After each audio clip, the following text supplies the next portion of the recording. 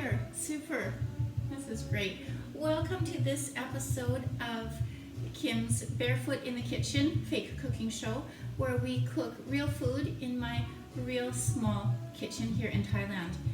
It is a hot, humid day here in Thailand, as you can tell by the crazy curls going on, but that's okay. Cooking when it's humid out is not a problem. We can enjoy all of it. Today we are going to make tahini. Why tahini? Number one, tahini is really good for you. It's high in calcium because of the sesame seeds. And then after we make tahini, we're going to use it to make some amazing beet hummus that you're gonna love. And then after that, we're going to use it to make tahini chocolate chip cookies, which will blow your socks off. The taste is just fantastic.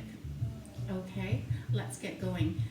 For this recipe, you're going to need 1 cup of sesame seeds, whole sesame seeds, a little bit of salt, and 2 to 4 tablespoons of olive oil. If your food processor has a real strong motor on it, you'll only need 2 tablespoons.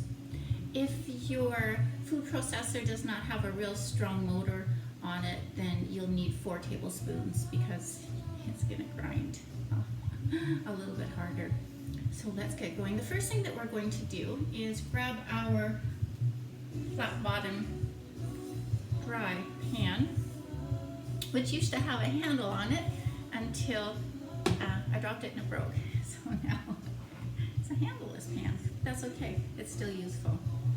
So we're going to turn on our heat. You don't want a medium heat. And we're going to put the sesame seeds in. Remember, no oil, this is dry. We want to toast them. And about 3 minutes is all that you need, 3 to 5 depending on how hot your pan is. Medium heat, but everybody's medium is a little bit different, I find. And then you're going to just keep stirring them all the time because you want to make sure that they don't burn on you. You do not want burnt sesame seeds. And then you have to start all over. Okay, and I'm going to fast forward through this 3 minutes because it will be really boring for you to watch me do this stirring action for 3 minutes. Okay, it's 3 minutes later. How are you guys doing with your sesame seeds? You don't want them brown, but you do want them fragrant. Yeah, they smell really nice. They smell real good. Okay, mine are ready. And we don't want them to be hot when we put them in the food processor, right? So we're gonna transfer them to another pan. I use, for this, pizza pan because it's got a lip on it and my sesame seeds aren't gonna go anywhere that way.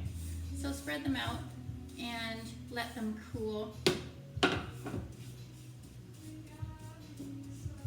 Maybe 5 minutes and they should be nice and cool. Okay, gonna check back with you guys after 5 minutes. Thank you. Stay with me now. Okay, my sesame seeds are cool now. Took about 5 minutes. And now it's time to transfer them back into another container because we need to pour them into the food processor. So we're going to use this, and I've made just a little bit of a cover, kind of like a funnel out of parchment paper so that they don't go flying all over the place. And we're going to put them in, perfect, into the big measuring cup so that we can go ahead and make our tahini. Awesome. No spillage. That makes me super happy. And our next step in the tahini is we are going to now do the food processing portion. So I've got my food processor, which is not a super high-powered one. So we'll see how much olive oil I have to use today. I've got my S-blade there. So we're going to add our fragrant, awesome sesame seeds. We're going to process the sesame seeds now until they're nice and crumbly.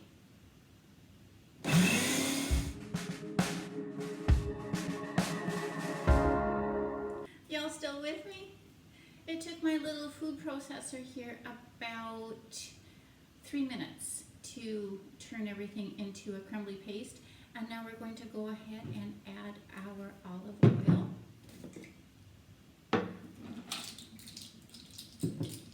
Now you can start with 2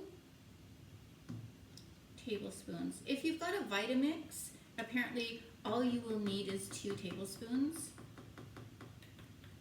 But we will likely need 3 to 4 if you've got a little food processor like I have. And I'm just going to scrape down the sides a little bit, which I had to do a few times during that 3 minutes of trying to turn it into a crumbly paste. Okay, this is getting exciting. Tahini is coming your way. Okay, here we go. And start.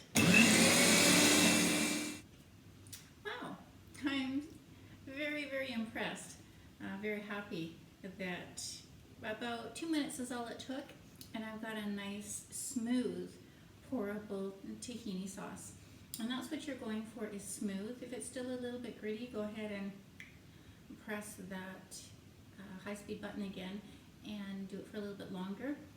If it's not pourable, you're going to need to add 1 more tablespoon of the olive oil. Mine is at the consistency that I want. It's pourable. It is smoother than I thought I would get it with this little machine here. And I tasted it and I thought, you know what? It needs a little bit of salt. So this looks like 1/8 of a teaspoon of salt. And I'm going to start there, and then you can move your way up. Remember, it's always easier to add than to take away, especially for salt. Okay, and just a couple of little zips here. Okay, added our salt. Let's have a little taste test now.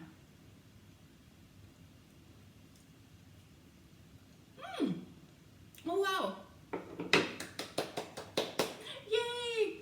Oh my goodness, it tastes so good. Oh, I'm so happy. This turned out way better than I thought that it would. It is also way easier to make than I thought that it would. And I'm going to go ahead and clean up, and we're going to go to the second part, and that is to make some beet hummus. Thank you for coming this far with me. Stay tuned, and next we're going to do our hummus recipe. Let's go. I didn't forget. Love you guys.